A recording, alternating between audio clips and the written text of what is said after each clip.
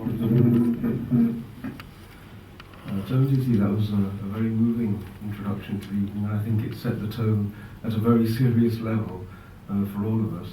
But I think you've highlighted something that we're going to see raised again and again and again, and that is that this experimentation that this current mode of civilization has been playing with for the last 20 or 30 years has really resulted, it's created a vacuum in which those who perhaps in the past had spiritual principles and morals and assumed the authority and responsibility to share those, they've really been on the back foot and on the defensive for such a long period of time. And I think this is manifesting in so many areas. We, as practitioners, we all know that when we are left to conclude and use our deductive capacities to decide whether something is right or wrong, good or bad, benefit or profit or loss or gain, then invariably we make short-term decisions.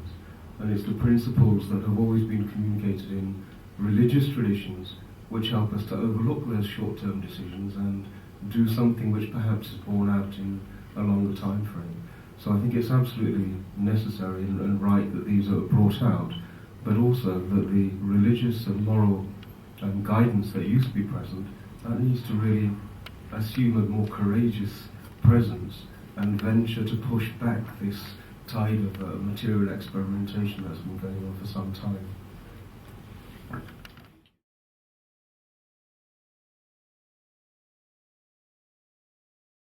A number of occasions teaching values in schools, and I think this is a common denominator. Truth, love, justice, freedom, these are common, it seems, to all faiths.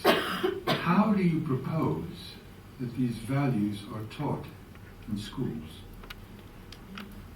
Okay, anybody else in the audience wants to ask all the questions, then we can answer them in one go.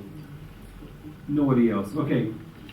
Who on the panel would like to answer that gentleman's question? You do, Satish. Okay.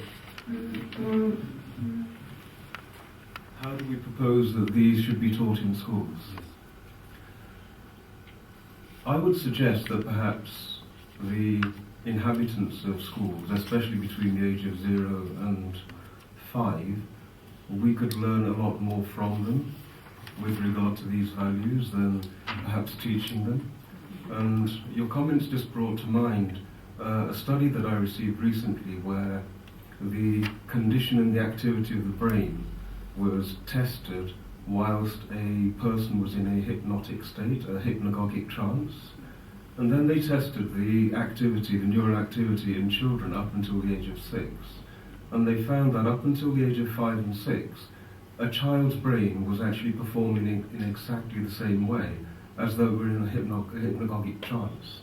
And so they're very susceptible to whatever nonsense they are presented with, and it settles very, very deep as the foundation. So I have in Hinduism we say that a child is the closest a human can get to being a manifestation of divinity. And I would suggest that we interfere with them less rather than more, and perhaps allow their innate nature to surface. And the root for education is, I believe, from Greek, it is to allow what's inherent to come out, as opposed to put something in. So I would suggest a more laissez-faire approach. Let's step back and learn from them, as opposed to try and interfere too much. So shall we move on? Do you want to say something? No, there's time. Yeah, I think we move on, yes. You've got a lot to cover. Interesting, Satish. You are next, being the title, The Return of the Infidel. So go ahead, Satish. 5 minutes, please. Bearing in mind the comments of our previous respected panellists, I'm neither grey-bearded nor a woman, in fact follically challenged all over, so even being grey is a challenge. I'm really reluctant to say too much. But a subject that has been raised it's been increasingly commonplace now to talk about the lack of faith, how fewer and fewer people seem to be drawn toward this whole engagement, and it's definitely presented as though it were a negative. But I'm here to share perhaps a different perspective, and I think it's one of the most wonderful developments that we've had in this whole arena for a long, long time. The tradition that I come from, we have been, for the best part of 2,000 years, most commonly labelled as infidel idol worshippers. And it tends to have been a pejorative term. But we've never really objected to it, because from our perspective, it's actually who we are and what we do. Literally speaking, infidel, from our teachings, it implies the absence of susceptibility to believe. So, believing in something and disbelieving in something, our position is, are equally irrational. To believe something, we would say, means that you accept as a truth something that you haven't experienced. And so to believe in something that you haven't experienced, or to deny the existence of something whose non-existence you haven't experienced, are both irrational. And so, if we have a look at the perspectives of the last 2,000 years, the urge to believe has really developed enormous proportions. As an infidel idol worshipper, of course I have to preface everything I say with the instruction not to believe a word I say, otherwise I would have failed miserably. But I would say that the act of believing is itself an unreasonable act. It's not the function of a rational reasoning mind. Either we say that reason has a place, in which case we need to learn to wield it from start to beginning. There is no reasonable point at which we then reasonably abandon reason and start to just believe. That is irrational. And so, not wanting to go into too much detail, the essence of what I wanted to share was that as an infidel idol worshipper, we are absolutely delighted to see that the younger generation are actually abandoning the necessity to conform and to believe without their own inherent divine ability to discriminate being satisfied. Thank you. Okay, thank you. As this is very much a unique take on the subject, it goes to the audience at this stage. If you'd like to ask any questions from Satish. Did anybody understand a word of what I said? I did. It made perfect sense this side of my eyes. Yes. A brief footnote. You mentioned earlier Wilfred Cantwell Smith. It's more like 20 years ago he died now that I think. But anyway, he wrote a beautiful book that I recommend. Wilfred Cantwell Smith, who was teaching at the Harvard Center for World Religions, on faith and belief, the difference between them. And he said basically what you just said about belief. Okay, thank you. I'm in good company, am I? Or were you approving of that or objecting to What's it? that? Were you approving of that or objecting to Well, I it? approve Am I in good company? Yeah, I wrote my thesis on Smith, and Excellent. I very much approve of it. Thank you.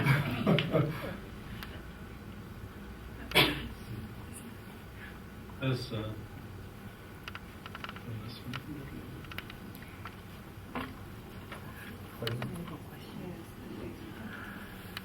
I haven't really got a question, it's just a comment that if you say that belief is declining, I presume you mean belief in religion, religious belief. I would go that- as far as to say the act of believing without scrutiny and without inspection is But declining. my fear is that if that is indeed happening, isn't one belief just being replaced by another belief? So that there might be a decline in a belief in our standard religions as such, but that is being replaced by a sort of irrational desire to just latch on to a belief in something else. I'm really tempted to be mischievous and say, isn't that just another belief? Yeah, that's exactly what I'm saying. That's exactly. But what I'm suggesting is that the sense is there is a lack of trust in the act of believing. And I think that is a wonderful thing. I think people have become accustomed to being introduced to so many various varieties of ideas and concepts that they are having to weigh them up, to juggle them, and then to use the faculty of discrimination to actually decide for themselves what fits for them at that period of time. And so I think that's a wonderful development. Handing it over to the reasonable person is a very dangerous task, very dangerous choice. Because when you pursue perspective of vision only, a lot of things need to be cast aside. I'm going to share a slightly different perspective. One of our ancient scriptures, it describes the birth of a human being in the following terms. It says that bodies, there's an analogy of flowers appearing on a lake. Bodies appear on the world in the same way as flowers appear on the surface of a lake, and in the same way that bumblebees come and sip and drink nectar in the flowers and become intoxicated, souls float down and become attached to bodies and become so intoxicated with body consciousness that they imagine all sorts of relationships.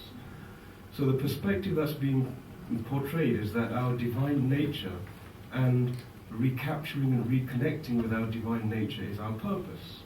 And so any arrangement which allows us to move towards that is a family arrangement. Now in South America there is a tribe who are in the depths of the Amazon, and when a child is born, the child actually belongs to the tribe and grows up with no concept of who its biological parents are. And when they sleep in a body pile. The whole tribe comes together, holding each other. And the individual identity has been so eroded that those family concepts are totally, totally different. But the aspect of adolescence that you raised a moment ago, I wanted to share one point with you, and that was that, and with our gathering, is that one of the tasks that I do, I'm the General Secretary of the National Council of Hindu Temples. So I work with a whole load of Hindu temples up and down the country, and I am forever spending most of my time trying to prevent the elders in the families from disrupting what the youngsters are ready to do. The biggest contribution that the established elders can do is to get out of the way. Right? If we believe that there is divine guidance going on, and if we look at the natural order of things, it's the natural order of things for every creature to have its day in the sun and then to move away and make way for something else. Trees and jungle, in forests and jungles, their roots are loosened by the roots of new saplings. And so the most enormous tree will tumble because of the actions of the youngest new arrivals on the scene. And one thing that the older generation, we have to make happen is put in good succession planning. That's the best thing we can do for them and allow them to do what they want to do. Yes. But I think I'm going to move on with Satish, because I want everybody who's prepared for this talk to have this say a monopoly on heaven. How long do you think you can talk on that? 36 seconds should do. Excellent. Okay. Right, this is going to be accelerated then. No, well, you can take your time. Yes, yes, okay. The notion of heaven and it being monopolized. I'm now reorganizing everything to get it in 36 seconds. In our tradition, we have a record of a conversation between a man and his inner conscience on a battlefield, which occurred about 3062 BC, sometime in May, I believe. And remember, I'm an infidel, and you don't have to believe a word I say. And in that conversation, a shloka is recorded in which the notion of a place or a state called heaven is elucidated. And as far as I'm aware, with the exception of the Vedas, that's the earliest record in writing of this thing called heaven and the experience of it. And the essence is described as if you do your duty and you do it with your attention and devotion placed in me, then you will experience and elevate to heaven. So 3,000 years before zero date, this was the notion. And it was spread and permeated right from the Atlantic coast all the way across to the Pacific coast without any formal religion. And for that time, there was a concept which was very, very core to it, and that was that this experience was within the scope of every human being. And so there was no attempt at all to appropriate it, to acquire it, or to appoint oneself as an immigration sort of inspector with the rights to give people visas to enter or deny them access to it.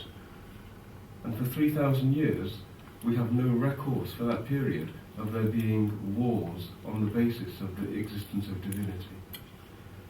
Then two ideas were introduced into human thought. One was that a group of unhappy men, the group of unhappy men seem to have a big influence on human history in a negative manner, but a group of unhappy men introduced these two thoughts, and one was that the divine feminine had a lower status in terms of the connection with divinity than the divine masculine.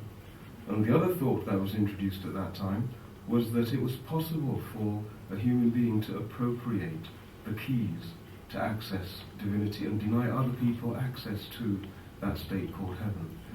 Now those two thoughts have been plaguing humanity ever since they manifested. And our children and future generations are actually abandoning those thoughts lock, stock and barrel. You know, it doesn't compute, it doesn't make sense, and they see the internecine, the warfare and the friction in all of those boundaries that are created by these two thoughts.